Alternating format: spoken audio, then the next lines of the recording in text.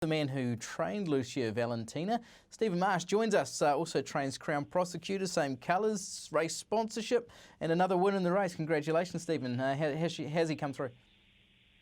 Yeah, actually seems pretty good. I had a good look over him today. He hasn't tightened up much. Legs are good.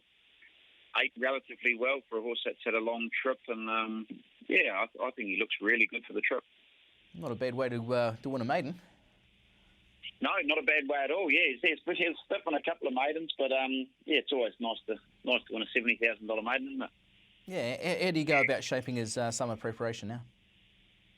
Well, he'll go to the paddock. We'll just give him a quiet weekend here around the stables, and he'll go to the paddock on Monday. We'll just give him sort of 7 to 10 day spell. He won't need much. Then we'll bring him back in, run him fresh into the Levin Classic Group 1, give him a crack at that.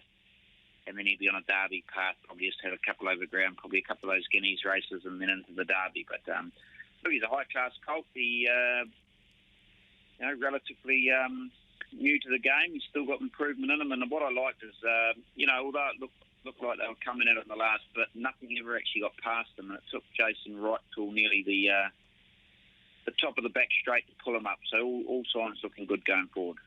Yeah, really good. And I'm sure Stephen Hunt will be pleased to hear that Living Classic as a target. He just didn't know who was going where, so I'm sure you've just probably tightened your horse up a few pegs as well. Let's look ahead to Ellerslie today, where you really do dominate as a trainer. I'm going to start you off on race 5, just to change your plans there, Stephen, to throw you. The listed Trevor Eagle Memorial. You've got a couple of runners here. Factor me in at 9 and 270, and also Prince Albert at 11 and 310. How are they going into today's 3-year-old race? Really good. Factor me in. He won well first up. He's a horse that's just taken a little while to come to, but from that win, I think every gallop he's just really improved.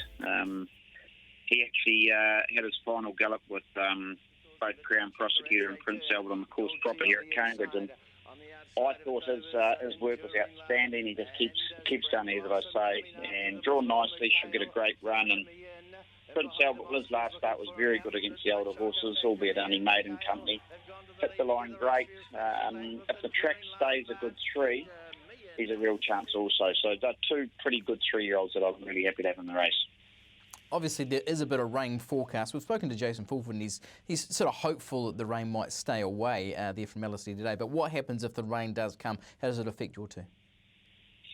The rain will affect Prince Albert. He every point it goes down probably takes another length off him. But factor me in, I don't think it'll worry him at all. And I think he's a real player, whether it's a sort of a good 3 or gets out to a dead 6, low 7. I don't think it'll worry him too much at all.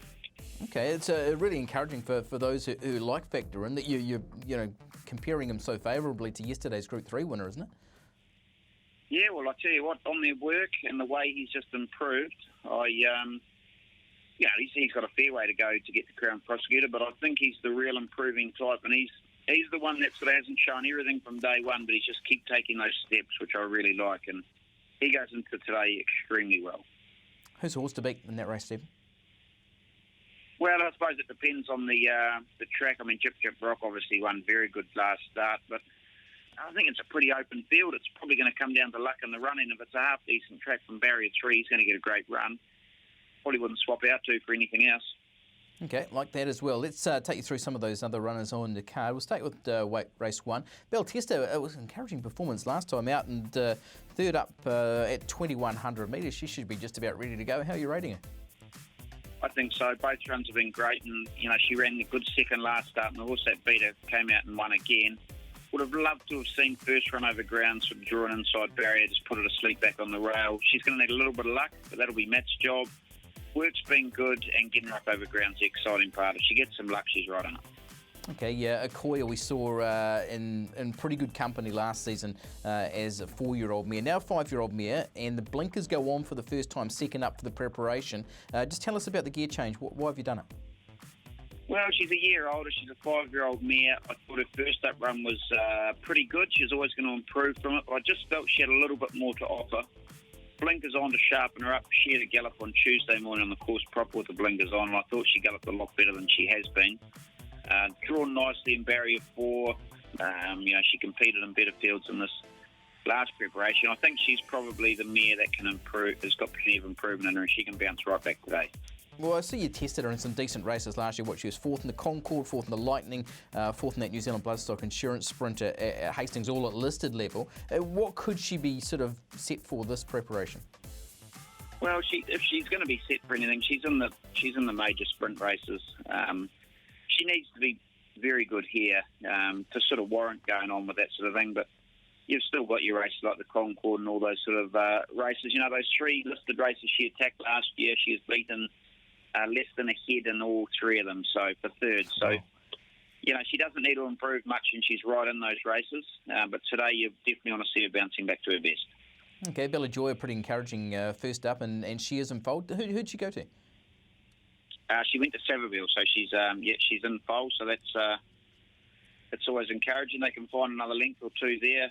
Would have loved to see her draw in, but you know, she's well. I was going to actually take her down to OTAG yesterday for the listed race, but just felt, you know, with her sort of in and out of the stud, missed a fair bit of work, probably the 1100 just to tidy her up, and then she can go for some of those races, probably like the Concords, those sort of races. Okay, she hasn't been in the winner's circle for a while, but she's of course Group 1 placed. On to race 4. You said on the first call, Michael Guerin really keen about your horse Molto Veloce. What confidence can you give him? Yeah, look, we're very happy with her. She probably jarred up a little bit after her last start trip away. She's been fresh, and she is going to take a little bit of improvement out of this, but she's got a nice lightish weight, beautiful barrier draw from 1. She should jump for herself right there, and she's going to be right in the firing line with a little bit of improvement in her. Okay, let's jump ahead to race 6. We've got 3 runners, Ratani, Oican and Belfacino. What can you tell us about each of these and how you're splitting them? Yeah, Ratani, well, she's drawn the car park, so she really does need a fair bit of rain. Sort of decided to, with the forecast the way it was, if it was definitely going to be a good 3, I probably wouldn't have run her from barrier 16. But if the rain comes, she does love the rain. Her first 2 runs this time back and have been great. Oh, he can. Well, he's drawn out a bit. When you might have come into 12. So he'll jump from there. He'll need a little bit of luck, but he won very nicely second up this time in. Do like his chances with luck, and down the page with the lightweight with Taiki Inagita, Belfacino drawn perfectly. If the rain did go past dead into the slow range, by then would pull her out. But if you have a look at her last run, her form's better than it looks. I thought she was a little bit stiff not to get a little bit more of the money last start. And if it does stay that sort of good 3, dead 4 or 5, she's probably a lightweight roughie. Okay, and in the last, our Mackay at $41, Bolter's chance. Can you give us a push? If the rain comes, it gets to that slow range.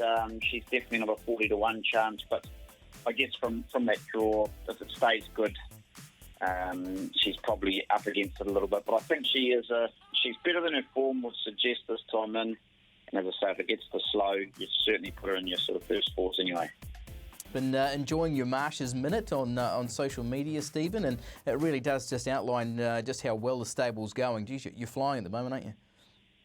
Yeah, no, things are going really good. Certainly want it to keep on going. Hopefully it keeps on going today. But please, you like those little things. We try and keep everyone informed of what's happening in the stable. And I'm pleased people are enjoying things like that. Just a chance for you to put a bit of stud marketing out with the sweatshirt or the cap. When's the Muscles t-shirt coming out? Oh, I just got to work on the gym for a while yet. That might be next season. I'll bring the muscle top out. Good. Hey, just also before we let you go, Mark 2 in Sydney today, what are the chances? Well, she's been very disappointed in her last 2. We've changed a few things around. She had a couple of little niggling issues, which we think we're right on top of. If you've been following her, give her one more chance. But if she goes fair today, she'll come home spell, and we'll have a crack in the autumn. But I think she can bounce back and have the service of McAvoy on.